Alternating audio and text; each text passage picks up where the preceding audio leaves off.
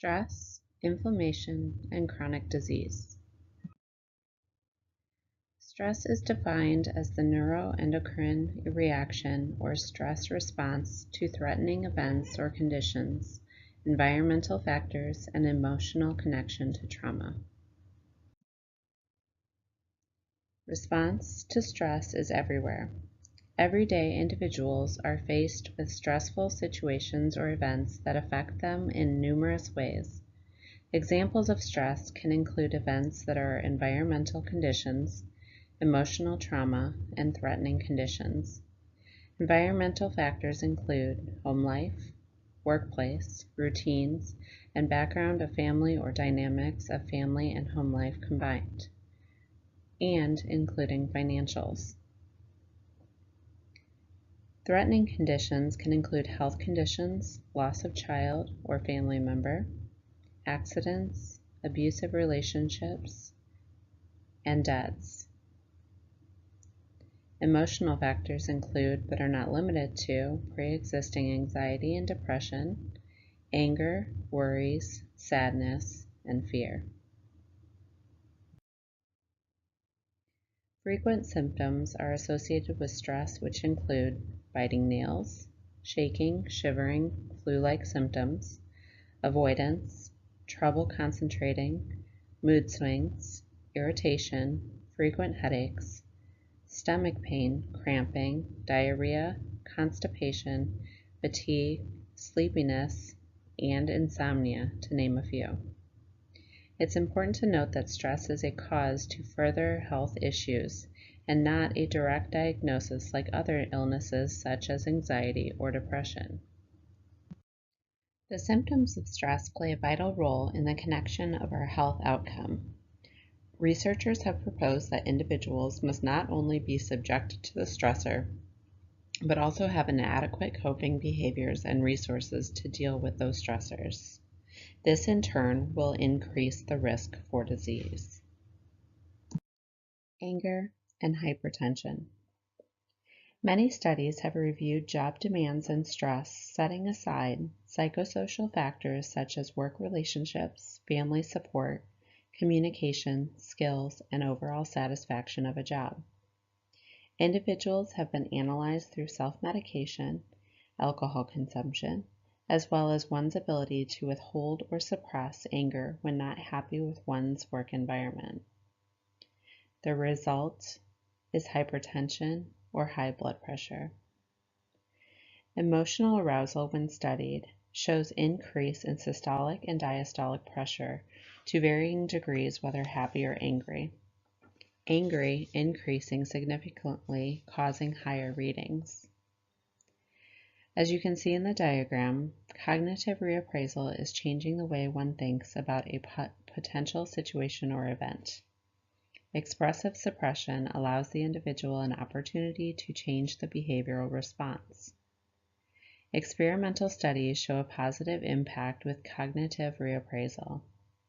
By controlling emotion, one decreases the negative emotion experienced, which helps keep blood pressure lower. Expressive suppression changes behavior, but keeps things truer, emotions truer, and keeps from emotions being bottled up, causing the opposite effect. The longer one suppresses anger and stress, the higher the risk for hypertension. Inflammation response.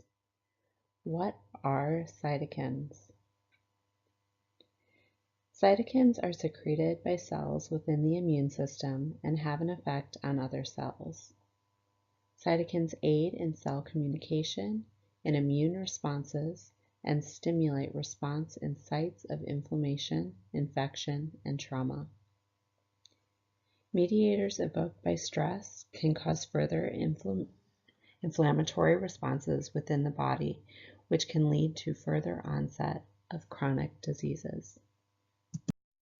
Some images are shown here to display the number of areas inflammation can cause further damage to the body. As you can see, inflammation can affect the brain, thyroid, lungs, GI tract, muscles, bones, skin, and various organs.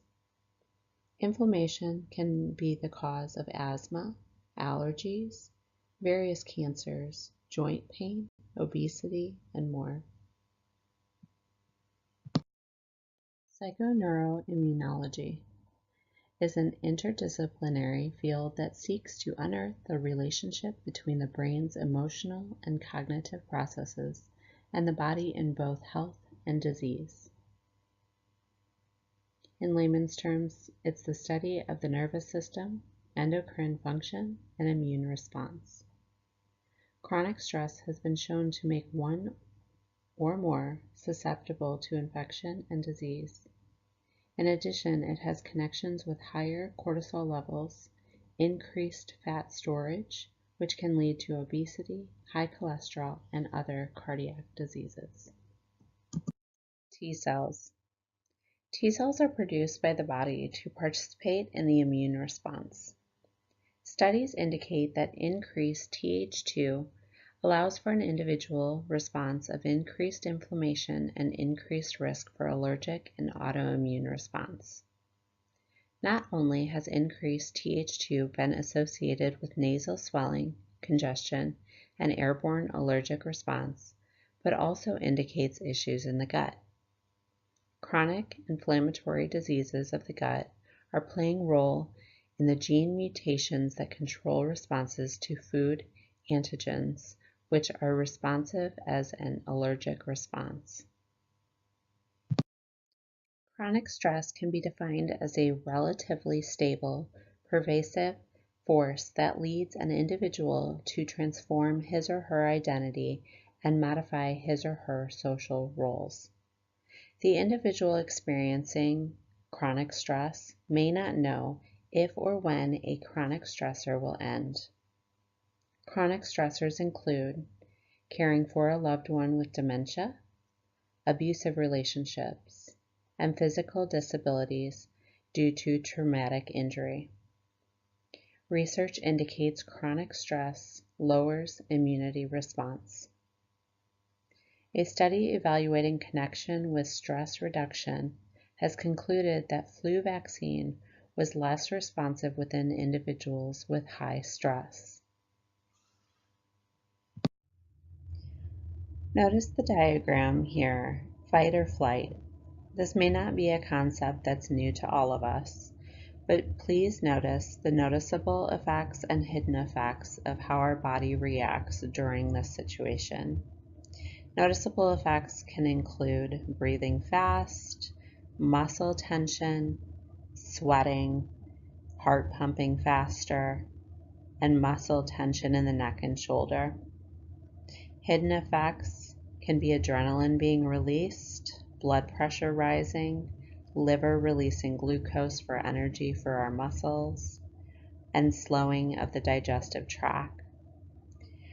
When mentioning earlier that individuals experiencing chronic stressors may not know when a stressor will end, note that they are in fight or flight mode. Chronic stress can keep the body in constant fight or flight mode. So if you notice some of the effects, their bodies are constantly reacting to the stress. Oxidative stress. Oxidative stress is an imbalance or physiological stress in the body caused by unrepaired damage to detoxifying cells. Oxidative stress can lead to chronic inflammation, and chronic inflammation can lead to chronic diseases. These include cancer, diabetes, cardiovascular diseases, neurological issues, and pulmonary diseases. Stress can lead to cancer. In 2008, the American Cancer Society estimated 1.4 million new cancer patients. That's with an estimated 500,000 deaths.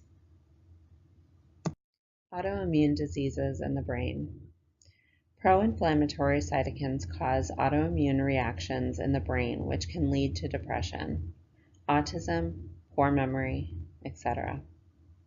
A study analyzing students prior to exam showed increase in pro-inflammatory cytokines similar to a Th1 response. All numbers increased for those individuals with high anxiety, and a lower number produced for those with less anxiety. Repeated episodes of acute or chronic stress may produce chronic inflammatory changes in many different organs, including causing atherosclerosis in the arteries. Cardiac response. Hypertension or elevated blood pressure has been shown to predispose and accelerate atherosclerosis by inducing oxidative stress in the arterial wall. Going back to the earlier image, inflammation in the heart and arterial walls contribute to heart disease, strokes, and high blood sugar or diabetes. Atherosclerosis is a disease in which plaque builds up in your arteries. Plaque is the fat, cholesterol, etc., which prohibits natural blood flow. Atherosclerosis should be taken seriously as it can lead to heart attack, stroke, and even death. Stress, insomnia, and obesity. High stress equals sleepless nights. Insomnia is a sleep disorder which causes complications falling asleep or staying asleep. Sleep is a modulator of neuroendocrine function. As stated in the beginning of this presentation, stress is a neuroendocrine response. If our sleep is decreased, so is our ability to react to life stressors. Our ability to process insulin response will trigger higher amounts of cortisol to be released and increase hunger and appetite. This diagram displays our body's responses when our sleep is disrupted or lack thereof. Increased weight can lead to cardiac disease, hypertension, and come full circle by adding more stress and more worry. There are always ways to cope with stress. Coping solutions would honestly be an entirely different presentation, but here are a few solutions that I came across. Number 1, always work with your healthcare provider to monitor conditions through physicals, blood work, etc. Sometimes medications are necessary. Number 2, speak with a counselor or psychologist. Sometimes opening up about your stress and communicating your worries can make all the difference. Number 3, diet modifications. For example, add fish oil. Adding fish oil can be beneficial to decreasing inflammation. Number 4, exercise, yoga, and meditation for stress relief. Number 5, ask your family and friends for help. A good support system is key. Number 6, keep journals, especially sleep journals. If sleep is an issue for you, a sleep journal can help you get to the root cause and sleep like a baby again.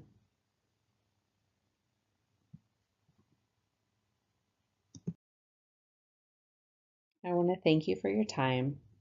I hope you have learned more about how stress plays a role in our health and our everyday lives.